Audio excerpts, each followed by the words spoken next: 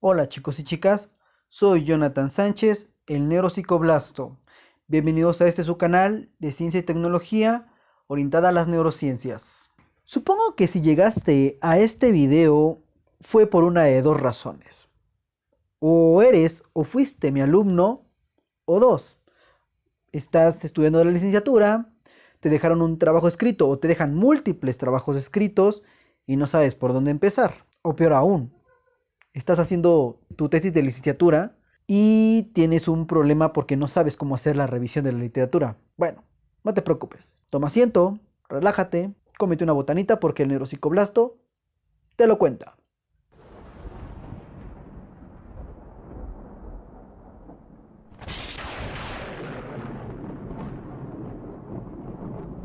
Cuando era estudiante en la licenciatura en psicología, jamás hubo una persona que me explicara cómo era el sinuoso y escarpado camino de la literatura científica. Por ende, me veían de biblioteca en biblioteca tratando de buscar la mejor información o la información que yo creía que era la más adecuada para redactar mis trabajos escritos. Recuerdo llegar a las bibliotecas atestadas de libros sin saber por dónde empezar, parándome frente a los cajones de ficheros o en las computadoras en las cuales buscabas una palabra clave que creías que era la adecuada o que era la que te iba a resolver la existencia. Te daba al buscador un registro con N títulos de libros con sus diferentes clasificaciones, las anotabas en un papelito y te ibas a buscarlas, a aventurarte a ver qué encuentras. Y tardabas horas.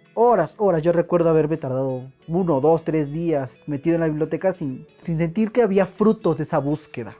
Una de las cosas que más les encantaba a los docentes en turno era pedirte un trabajo con ciertas características. Y esas características eran un trabajo con información o referencias serias. 2. Un trabajo con ciertas especificaciones, cierta extensión en cuartillas. Y 3.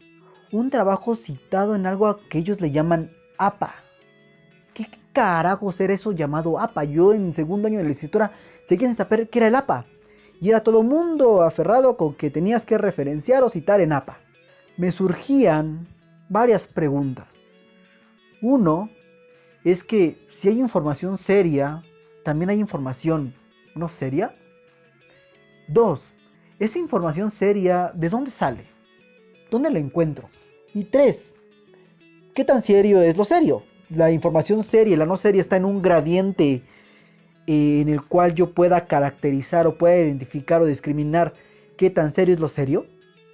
Recuerdo que era horrible. Era horrible el pararse enfrente de la biblioteca central o enfrente de la biblioteca de la Facultad de Psicología en CEU y observar todo el mundo del libro, donde almacenan revistas y no saber por dónde empezar, el no tener una idea, una estructura, el que nadie te haya orientado, nadie te haya dado una brújula para poder hacerlo de manera adecuada. Yo recuerdo haberme parado enfrente de la biblioteca de la Facultad de Psicología totalmente desesperado, con una sensación como cuando Dante se para enfrente de la puerta del infierno y en el dintel dice: oh vosotros los que entráis, abandonad toda esperanza.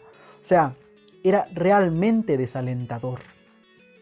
Ya después de esta pequeña anécdota de la otra de mis años estudiosos en licenciatura, pequeña anécdota chavorruca, vamos al contenido real de este video. Este video es un poco largo, considero, tiene el contenido muy denso, por lo cual muy probablemente deba de partirlo en dos secciones. La primera sección quiero dedicarla de manera puntual a que reflexionemos de manera crítica sobre la escritura, sobre la redacción. ¿Por qué escribir?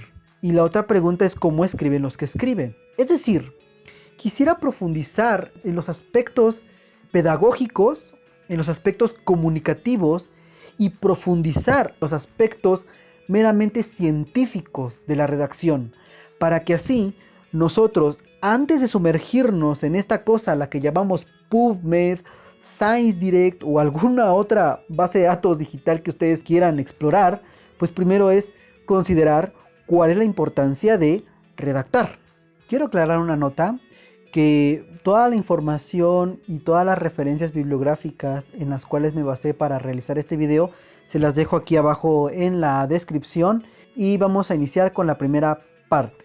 ¿Cuáles son los beneficios o por qué debemos escribir desde una perspectiva pedagógica? Primero que nada, en el sistema educativo actual existe algo que se llaman aprendizajes esperados, que son las actitudes, los conocimientos disciplinares o las habilidades que un estudiante debe de desarrollar para alcanzar objetivos específicos. Desde la educación primaria nos enseñan la lectoescritura, que básicamente nos alfabetiza para podernos enfrentar a un mundo verbal y lector, el cual está configurado en términos de signos y símbolos. El menú de nuestra carta, el internet, nuestras apps, nuestros estados de Facebook, nuestros tweets, todos ellos están de forma verbal. Para poder escribir un tweet o para poder poner o colocar nuestro estado en Facebook, requerimos de habilidades de escritura básica. Básicamente todas las actividades que les acabo de mencionar pues se pueden sobrellevar mediante una alfabetización básica. Es decir, no se requiere grandes habilidades para poder redactar un tweet o un estado de Facebook, ni siquiera poder leer una señal de tránsito. Pero durante nuestro paso por la secundaria o en el intervalo de secundaria preparatoria se demanda un poco más de nosotros. Los docentes nos entrenan para generar reportes escritos con diferentes finalidades y que requieren diferentes destrezas. Es decir, desarrollamos habilidades superiores en la lectoescritura mediante el análisis de diferentes lecturas y diferentes estilos. Por ejemplo, en algunos llevamos taller de lectura en redacción donde se supone que debemos analizar diferentes tipos de lecturas, desde novelas hasta poesía, pasando por crónicas y reportes escritos, con diferentes finalidades para que nosotros identifiquemos o tengamos la habilidad para poder discriminar entre uno y otro. Todos nos hemos dado cuenta, o en ese momento nos aprendimos, que un recurso literario de tipo estético es muy diferente a un recurso literario de tipo científico o académico. Es decir, ambos obedecen a reglas completamente distintas y a diferentes rúbricas. No es lo mismo escribir un guión de teatro o escribir poesía a escribir un reporte donde yo voy a vertir mis observaciones científicas con la mayor fidelidad y con el mayor de los escrutinios. Algo que es importante destacar y que acabo de mencionar es la rúbrica. Mientras la poesía o el teatro, digamos que no tienen una rúbrica tan definida como lo es un escrito académico, es decir, ¿quién puede decir que un poema de Mario Benedetti sea mejor o peor que un poema de Pablo Neruda? Habrá expertos en la materia que podrán decir ciertas características o cualidades de cada uno de los estilos de poesía conllevan a que uno sea mejor o peor en ciertas rúbricas que ellos manejan. En el caso del escrito académico, sí es muy sujeto a calificación, a rúbrica, y en este caso se califican diferentes habilidades del redactor. En el caso de los escritos académicos, uno sí puede valorar hasta cierto punto la calidad del producto que está leyendo en ese momento, y en hasta cierto punto inferir la capacidad que tuvo el autor, el creador de dicho escrito, para poder manejar la información. ¿Cuáles son las diferentes características que podríamos evaluar? Y aquí es algo muy importante que me gustaría que ustedes observen y que se dieran cuenta al momento que ustedes están redactando. Por ejemplo, podemos inferir cuáles fueron las habilidades o qué tipo de habilidades tuvo el redactor para poder encontrar información sobre el tópico del cual escribe. Podemos analizar la capacidad de análisis y síntesis de dicha información. ¿Cómo es que nuestro redactor organiza y comunica esta información que abstrajo y analizó de una manera lineal? Que es donde la cosa se pone muy peliaguda. Chicos y chicas, vayan haciendo su checklist sobre si ustedes han desarrollado o no todas las habilidades que se espera desde una perspectiva pedagógica, desde una perspectiva educativa, que ustedes hayan desarrollado en el momento que se esperaba. Y en el caso que no, realmente no se preocupen, porque desafortunadamente hoy en día sufrimos de analfabetismo. No el analfabetismo básico, sino otro tipo de analfabetismo que se le llama analfabetismo funcional. El analfabetismo funcional es tema de otro video, Pero pues bueno, podríamos definirlo a grandes rasgos. De acuerdo a la UNESCO, el analfabetismo funcional es cuando una persona que, a pesar de saber y leer y escribir frases simples, presenta serios problemas para poderse desenvolver de manera personal y de manera profesional. Así es que pues no nos sintamos tan mal, porque realmente pues a pesar de tener a nuestra disposición tanta tecnología, grandes volúmenes y fuentes de información, todo eso se ha configurado, se ha construido para que nosotros reduzcamos de alguna manera nuestro volumen de percepción atencional y verbal, y pues nos convirtamos hasta cierto punto en analfabetas funcionales. Pero hasta el momento digamos que esos son los aprendizajes esperados que debimos de haber adquirido en ciertos aspectos o ciertos hitos de nuestra educación básica y media superior. Ahora, ¿cuál es el objetivo comunicativo de la redacción? De acuerdo con Hilda Basulto en su libro Curso de Redacción Dinámica, la comunicación ideal se lleva a cabo cuando en el receptor se crea una copia exacta de lo que el emisor, en este caso el redactor, quiso decir, pensar y sentir. Decir que en el receptor se cree una copia idéntica, una copia exacta de lo que el emisor o en este caso el redactor quiso decir, pensar y sentir, pues es sumamente complejo, es sumamente difícil, dado que existen gran cantidad de variables que están implicadas en este proceso comunicativo. Pero para compensar esto, Hilda Basulto nos da ciertas sugerencias para poder redactar, las cuales son: 1. Nuestra redacción debe ser clara, concisa y adecuada. Con esto básicamente es que debemos escribir de manera muy puntual un mensaje muy claro que todo mundo pueda comprender. 2. Debe tener una ordenación funcional, una estructura que sea orgánica, que nos lleve del punto A al punto B sin tener dudas o tener problemas para poder comprender todo lo que en ese fragmento entre el punto A y el punto B se dijo.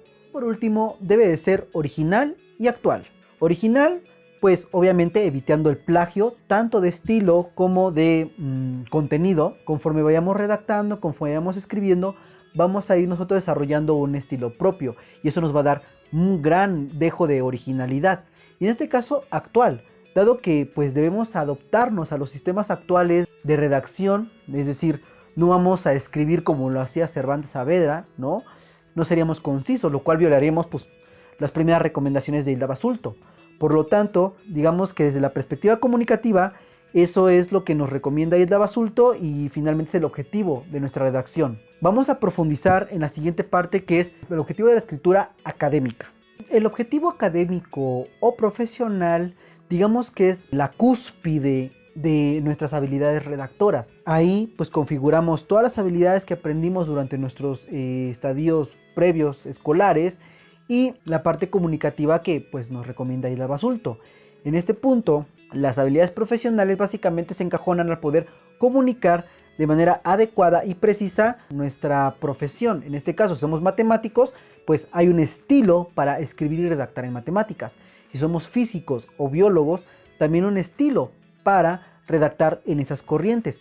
En el caso de la psicología, las habilidades de la redacción nos llevan a dos aspectos primordiales, que es el redactar en el aspecto de la clínica, el poder informar qué es lo que tiene nuestro paciente de una manera clara y concisa para otros especialistas o para los papás. Ojo, recuerden, hay que ser claros y determinar a quién le redactamos, quién va a ser nuestro receptor. Y la otra parte es la parte de la investigación, la parte del desarrollo, del reportar nuestros hallazgos y nuestros experimentos. Entonces, en este aspecto, pues tenemos dos grandes rubros.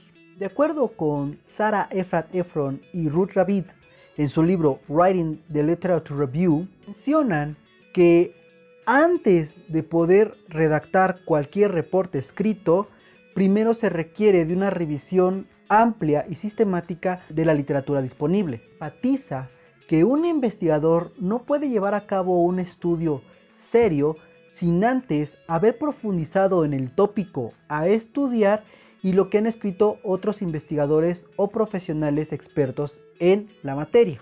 Antes de escribir un reporte o una investigación, se debe de revisar la literatura, y la revisión de la literatura no es otra cosa que revisar la literatura académica que gira en torno o que está especializada en un tópico. Al revisar la literatura se debe de analizar críticamente, se debe evaluar y al mismo tiempo el poder definir o discriminar cuáles son las teorías más relevantes o más actuales en función de lo que estamos trabajando, lo que estamos investigando. Asimismo, también nos recomiendan que analicemos las prácticas y lo que hacen otros investigadores dentro del mismo tema.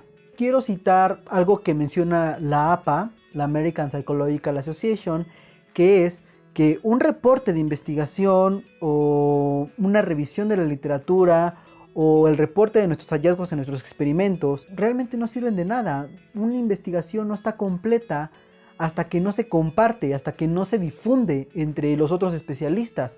Por lo tanto, el American Psychological Association también es un recurso muy notable, un recurso muy requerido para poder pues mejorar nuestra redacción científica o nuestra redacción académica. Después de todo este rollo, no sé si los aburrí o no sé si ya se me durmieron o desde el minuto 3 ya se me cambiaron al canal del Wherever Tomorrow, si es que existe, o al fulanito que le llaman el escorpión dorado, pero pues espero que esta información hasta el momento les sea útil. Básicamente lo que yo quiero que ustedes entiendan es que los docentes en licenciatura no nos piden reportes escritos nomás por pedirlos o nomás por jodernos, como yo lo pensaba cuando yo era estudiante, sino que es un paso más en el desarrollo de habilidades lectoescritorias profesionales para evitar ser analfabetas funcionales, es decir, el poder desenvolvernos de manera profesional, el poder reportar nuestros hallazgos cuando hagamos nuestra tesis de licenciatura o cuando tengamos un paciente, que nuestro reporte escrito sea claro, sea conciso, sea relevante para el padre de familia o en este caso para el paciente, si es que es una cuestión clínica en adultos o jóvenes, o también para podernos comunicar con otros especialistas. Es sumamente importante el aprender a redactar, chavos. Independientemente si el viejito o el docente joven que está enfrente de nuestro grupo y a cargo de él nos revisa o no nos revisa, no es importante, no es relevante. Lo importante es que nosotros empecemos a desarrollar habilidades, que escribamos con sentido, que reflexionemos sobre lo que se le hablaba del checklist. Es decir, ¿de verdad tengo estas habilidades y capacidades que se esperaban de mí en la preparatoria? ¿Qué carencias tengo con respecto a la redacción? Y empezar a partir de ahí a desarrollar un hábito de escritura y el poder analizar de manera crítica nuestros escritos y así poder corregir y mejorar nuestro estilo para podernos comunicar de manera más eficiente. Como les mencioné, es un video muy denso, es un video con mucho contenido, pero yo espero haber logrado el primer objetivo, que es generar conciencia del por qué escribir. Y asimismo me gustaría que pues me siguieran en el siguiente video, en el cual ahora sí voy a profundizar en las fuentes de búsqueda de la información, dado que esto es muy vasto, ¿no? O sea, tan solo la facultad Filosofía y Letras pues tiene cursos y cursos y cursos de redacción, ¿no? Y pues en nuestro caso tenemos 2 o 3 semestres en licenciatura para poder aprender a escribir, aprender a redactar, a generar un informe científico, un informe académico, ¿no? Y en algunas otras clases donde vemos psicopatología, pues también aprendemos a redactar estos informes clínicos. Básicamente, yo espero haberlos ayudado, espero haberles proporcionado algo de información y haberles proporcionado esta brújula que yo en mi año de estudiantes de licenciatura no tuve, para generar conciencia de lo importante y de lo vital que es redactar y redactar bien. En mi caso, yo estoy desarrollando mi tesis de doctorado, ¿no? Entonces la verdad es que también estoy sometido a este problema, a esta contingencia, que es redactar y redactar bien, ¿no? Y pienso que hay muchas personas en CEU y en otras universidades que también se están enfrentando a este problema, por lo cual que, pues si ustedes consideran que este pequeño recurso académico les puede ayudar o les puede contribuir en algo a sus compañeros, pues no sean díscolos, no sean mala onda y compártanselo. Y pues espero que también a ellos le ayude, independientemente de la rama a la que se dedique, porque como se dieron cuenta, este video no versó en torno a la psicología, sino versó en torno a la redacción eficiente, a la redacción clara, pues en ciencia. Pues bien, chicuelos, pues si les gustó este recurso, si les gustó este video, denle like, compártanlo, denle la campanita porque voy a seguir subiendo más videos. Si tienen dudas, si tienen dificultades, si tienen preguntas con respecto a todo lo que acabo de decir, o si quieren algún recurso adicional, háganmelo saber aquí en los comentarios. Estoy a su servicio. El hecho de que ustedes le den like y que compartan, pues me va a motivar y me va a incentivar a subir más contenidos con la finalidad de ayudarlos, de apoyarlos, ¿no? De mejorar su estadía, dado que considero que YouTube es un recurso hermoso, es un recurso que creo que a mí me hubiera encantado tener cuando yo era estudiante de secundaria o estudiante de prepa, ¿no? Dado que aquí pues uno puede aprender lo que quiera. Mi misión en este caso, o lo que yo pretendo, es que pues aportarles un poquito de mi experiencia, un poquito de mi conocimiento. Así es que estaría al pendiente de sus comentarios, de sus dudas, sus preguntas, y si quieren pues subo más recursos, no pasa nada, ¿vale? Entonces pues una manera de incentivarme es darle like, ¿vale, chicos? Sin más por el momento, pues les dejo mis redes sociales para que me sigan. Pues estoy dando clases en la facultad por el momento, ¿no? Pero pues está cerrada. Entonces, pues la única forma de podernos comunicar es mediante mis redes sociales. Y pues hasta la próxima. Chao.